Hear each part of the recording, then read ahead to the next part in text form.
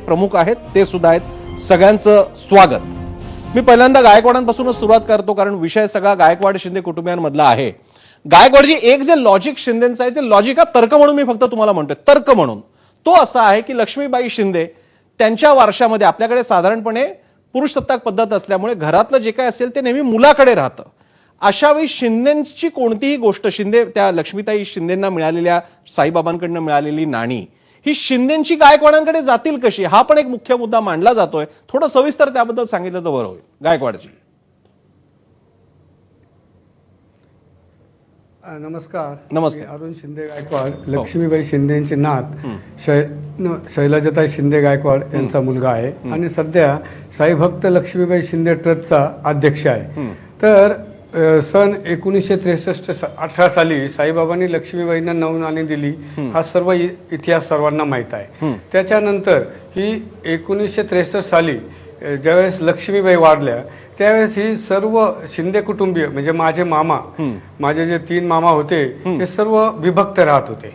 त्या लक्ष्मीबाईंना फक्त माझी आई, माझी आजी आणि माझे आजोबा नाना पाटील शिंदे म्हणजे हे शिंदे जे वारसदार स्वतःला म्हणवतात आज, त्यांनी कोणत्याही प्रकारची लक्ष्मीबाईंची सेवा केली नाही.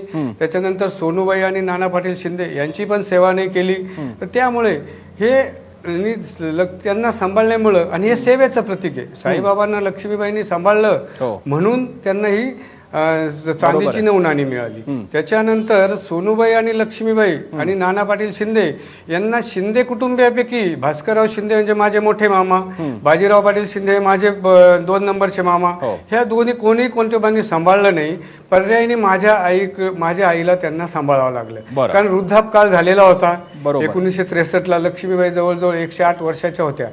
त्यानंतर ही नाणी सोनूबाईंकडे आली. 63 नंतर सोनूबाई 1980 ते 84 ह्या जे तोपर्यंत त्यांनी सांभाळली आणि त्यानंतर माझ्या आई सांभाळतात. तर हे सेवेचं प्रतीक आहे. हे काही कोणाची प्रॉपर्टी नाही, 7-12 उतारा नाही. ठीक आहे की प्रॉपर्टी ही मुलाकडे आली पाहिजे, परंतु सेवेचं प्रतीक असल्यामुळं आणि स्वतः सोनूबाईंनी 1970 साली मृत्यूपत्र लिहून दिलेले आहे माझ्या आईला आणि त्याच्यावर त्या काळातल्या ग्रामस्थांच्या, आज जे ग्रामस्थ म्हणताय की मी खोटे नाणे दाखवतोय, तर त्याच ग्रामस्थांचे आजोबा पंजोबांनी माझ्या आईला सह्या करून दिलेल्या आहेत की सर्व 9च्या 9 नाणी शैलजा शंकर गायकवाड यांच्याकडे आहेत. आणि त्याचा 2000 साली आम्ही ट्रस्ट तयार केलेला आहे. गेल्या 25 वर्षापासून आम्ही नाणी आमच्या घरी पूजेत ठेवतो, बाहेर ठिकठिकाणी बोलवतात, मंदिरामध्ये बोलवतात, आमच्याकडे सेलिब्रिटीज येतात. ह्या 25 वर्षात हा वाद कधीही उद्भवला नाही, पण आजच हा वाद का उद्भवला जातो, याच्या मागचे काय राजकारण आहेत याचा पण लवकरच शोध लागेल. पण ही नाणी 100% का 1001% ही आमच्याकडे आहेत.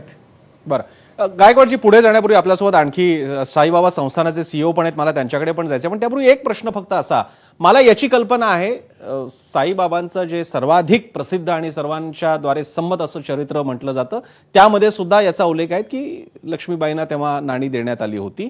पण त्यानंतर जो नाण्यांचा प्रवास आहे त्याबद्दल तत्कालीन उत्तरकालीन असा कुठला दाखला वगैरे कुठे आलाय गॅझेटमध्ये किंवा अन्य कुठेही? मला प्रश्न विचारला? हो, तुम्हालाच विचारला गायकवाडजी. 1992 साली श्री साईबाबांनी जो साई सच्चरित्र लिहिलेला आहे त्यांच्यावर गोविंदराव दाभोळकरांनी, तर ते पद्य होतं. त्या गद्याचा अभ्यास करून कर्नल मुबल निंबाळकर, पुणे येथील कर्नल मुबल निंबाळकर यांनी साईंचे सत्यचरित्र गद्यावरून पद्य हा ग्रंथ लिहिला. आणि त्या काळी 1992 साली त्यांनी शिर्डीच्या जे आमचं जुनं घर होतं तेथे मी राहत होतो. माझा जन्मच त्या घरातला आहे. 1966 पासून मी त्या घरात राहत होतो. तर ते आमच्याकडे आले, त्यांनी सर्व चौकशी केली आणि त्या ग्रंथामध्ये त्यांनी स्पष्ट म्हणलं की लक्ष्मीबाई नंतर ही सर्व 9च्या 9 नाणी त्यांची नात शैलजा शंकर गायकवाड यांच्याकडे आहेत. त्यावेळेस मी व्यवसायामुळे कोपरगावला होतो, आम्ही राहत होतो आणि साईराज मोटर्स हे माझं राजदूत यामाचं शोरूम होतं. तर त्याचा पत्ता त्यांनी टाकलेला आहे आणि त्या साईच्या सत्यचरित्रावरून साईबाबा संस्थांनी 1992 ते 95 या काळात ते साईंचे सत्यचरित्र गद्य हे प्रकाशित केलेले आहे. परंतु त्यामध्ये परत ग्रामस्थ म्हणतील आमचं पण नाव टाका, यांचं नाव टाकलंय. त्यामुळं ते नाव राहिलं गेलं. बरं. परंतु तो हा पूर्ण पुरावा आहे हं. आणि त्यांनी संपूर्ण चौकशी करून शिंदे बरं. परिवार, त्यावेळेस जो शिंदे परिवार होता म्हणजे माझे मामा मामी, हो. त्यांना सर्व चौकशी करून हं. आणि शिवाय माझे 2 नंबरचे मामा त्यांच्या मुलांनी बरं. सुधाकर बाजीराव पाटील शिंदे, भाऊसाहेब बाजीराव पाटील शिंदे, हं. जे आज ह्या चित्रामध्ये टोपी घातलेले जे दिसत आहेत हो. ते भाऊसाहेब बाजीराव पाटील शिंदे बरं. या सर्वांनी लिहून दिलेलं आहे की साईबाबांनी लक्ष्मीबाईंना जी 9 नाणी दिली आहेत ती आमची आत्या बरं. हिराबाई नाना पाटील शिंदे उर्फ शैलाजा शंकर गायकवाड बरं. यांच्याकडे आहेत. त्यांनी ट्रस्ट स्थापन करावा, हं. त्याचे मंदिर बांधावे, त्याचा सांभाळ करावा, याला पूर्ण त्यांनी संमती दिलेली आहे. बरं. आणि सर्वात महत्वाचं की हे सर्व पुरावे घेतल्यानंतर चॅरिटी कमिशनरने 2000 साली हा ट्रस्ट तयार केलेला आहे. बर, मी याबद्दल नंतर येईन तुमच्याकडे. मला आणखी काही प्रश्न विचारायचे आहेत, पण बऱ्यापैकी गोष्टी स्पष्ट झाल्या. मला यानंतर गोरक्ष गाडीलकरांकडे जायचं आहे, पण लोकांना कदाचित असंही वाटेल की आपण गायकवाडांना बोलवलेलं आहे, तर मग शिंदे ज्यांचा दावा आहे आणि जे लक्ष्मीबाई शिंदेचे वंशज आहेत त्यांना का नाही बोलवलं, असा स्वाभाविक प्रश्न आपल्या मनात पडू शकतो. तर एबीपी माझानं त्यांच्याशी संपर्क साधला होता.